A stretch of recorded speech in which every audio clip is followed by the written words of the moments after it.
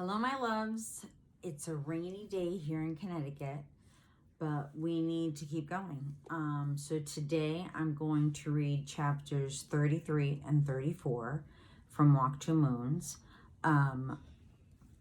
Everyone was duly surprised with all the things that we learned in Chicken and Blackberry Kisses. What was Mr. Berkway thinking? Again, hello? You always read stuff before you read it out loud in front of others. In any case, these chapters aren't too long. We're getting there. We've got, 44 chapters in the book, so we need to get going. Here we go. Chapter 33 is called The Visitor. Graham and Gramps were both still awake in our frontier cabin on the edge of Yellowstone National Park. "Aren't you sleepy yet?" I said.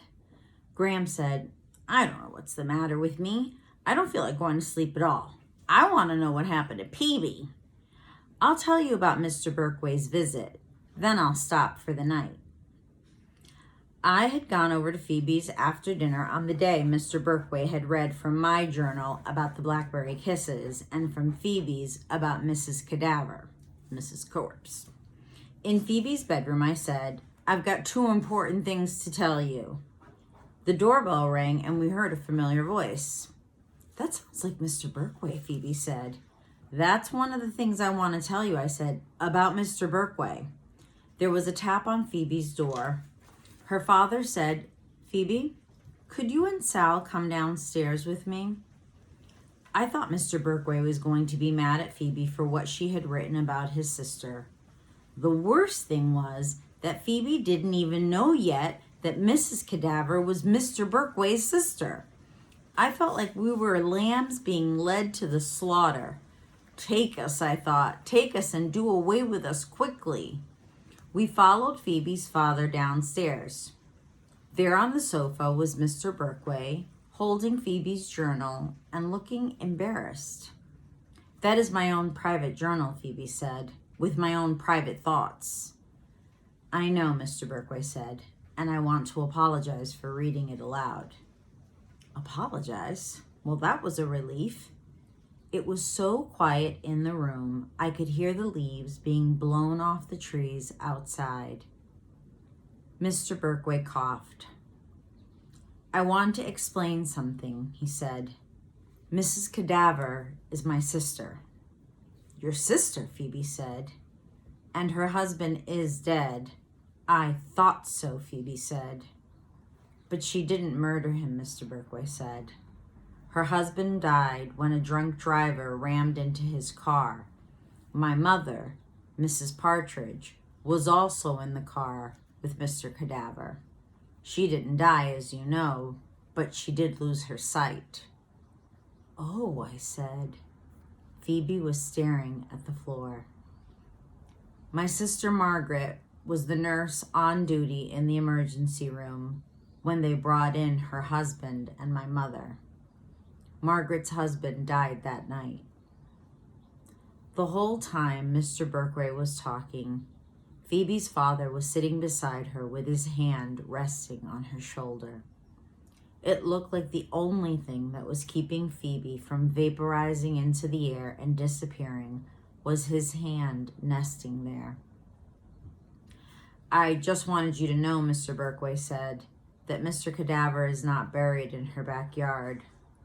I've also just learned about your mother, Phoebe, and I'm sorry that she's gone, but I assure you that Margaret would not have kidnapped or murdered her."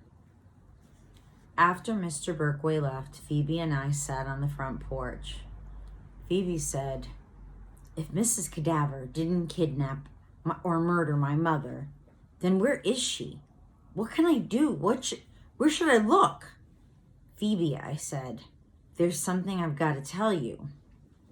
"Look, Sal, if you're going to tell me that she's not coming back, I don't want to hear it. You might as well go home now." "I know who the lunatic is. It's Sergeant Bickle's son." And so we devised a plan. At home that night, all I could think about was Mrs. Cadaver. I could see her in her white uniform in the emergency room. I could see an ambulance pulling up with its blue lights flashing and her walking briskly to the swinging doors with her wild hair all around her face. I could see the stretchers being wheeled in, and I could see Mrs. Cadaver looking down at them. I could feel her heart thumping like mad as she realized it was her own husband and her own mother lying on those stretchers. I imagined Mrs. Cadaver touching her husband's face. It was as if I was walking in her moccasins. That's how much my own heart was pumping and my own hands were sweating. I started wondering if the birds of sadness had built their nest in Mrs. Cadaver's hair afterward, and if so, how she got rid of them. Her husband dying and her mother being blinded were events that would matter in the course of a lifetime. I saw everyone else going on with their own agendas while Mrs. Cadaver was frantically trying to keep her husband and her mother alive. Did she regret anything? Did she know the worth of water before the well was dry? All those messages had invaded my brain and were affecting the way I looked at things. "Are you sleepy yet, Gram?" I said. My voice was almost hoarse from talking so much. "No, Chickabiddy, but you go on to sleep. I'm just gonna lie here for a while and think about things." She nudged Gramps. "You forgot to say about the marriage bed." Gramps yawned. "Sorry, Gooseberry." He patted the bed and said it. The end of chapter 33, The Visitor. It's quite a visit. And now Sal's perspective about Margaret has changed. It changed once she met Phoebe, and Phoebe got her to believe that Margaret's voice was just like the sound of dead leaves floating around on the ground.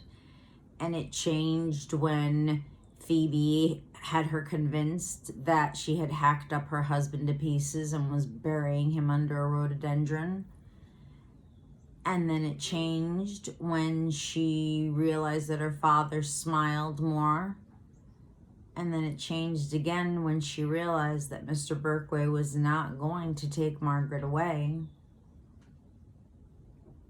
And then it just changed again when she realized the suffering that Margaret and Mr. Berkway and Mrs. Partridge had all gone through, but especially Margaret, to be working and have your husband and mother come in and then to lose your husband. She's right. All of those things would change the way you would look at someone, and all of those things would matter in the course of a lifetime. Chapter 34 is called Old Faithful. The next day was probably one of the best and surely the worst in Gram and Gramps' lives. The whispers woke me early. It was the 6th day, and the next day was my mother's birthday. We had to get out of Wyoming and through Montana. Gramps was already up, but Gram was lying at the bed staring at the ceiling. "Did you ever go to sleep?" I said. "No, I didn't feel like sleeping. I can sleep later." She climbed out of bed. "Let's go see that Old Faithful. I've waited my whole entire life to see Old Faithful." "You've sure got your heart set on that, don't you, you stubborn gooseberry," said Gramps. "I sure do," Gram said. We parked the car and walked up a low hill.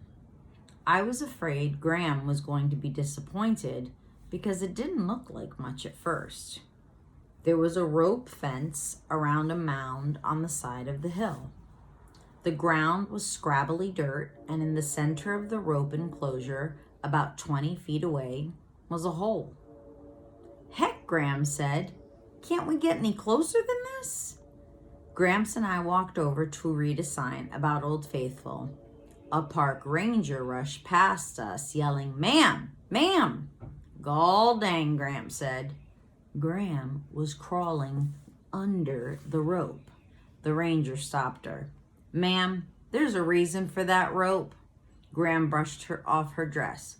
I just wanted to get a better look. Don't worry, the ranger said. You'll get a good look. Please stay behind the rope. The sign said that Old Faithful was due to erupt in 15 minutes. More and more people gathered around the rope. There were people of all ages, little babies crying, grannies sitting on folding stools, teenagers plugged into radio headsets, couples smooching. There were people speaking languages other than English. Next to us was a tour group of Italians. Across the way was a group of Germans. Graham tapped her fingers together, getting more and more excited. Is it time? She kept saying. Is it almost time? The crowd became quiet a few minutes before Old Faithful was due to go off. Everyone stared at the hole. Everyone was listening. Is it time? Graham said. There was a faint noise and a little spit shot out of the hole. The man next to me said, "Oh, is that all?" Another noise, this time a little louder, a grating and crunching sound like walking on gravel, and then 2 fitful spits. "Aw," said the man. Then it was like a radiator boiling over or a tea kettle blowing its top. Old Faithful hissed and steamed. Sudden spout of water shot out, maybe 3 feet high. "Aw," the man said, "is that all?"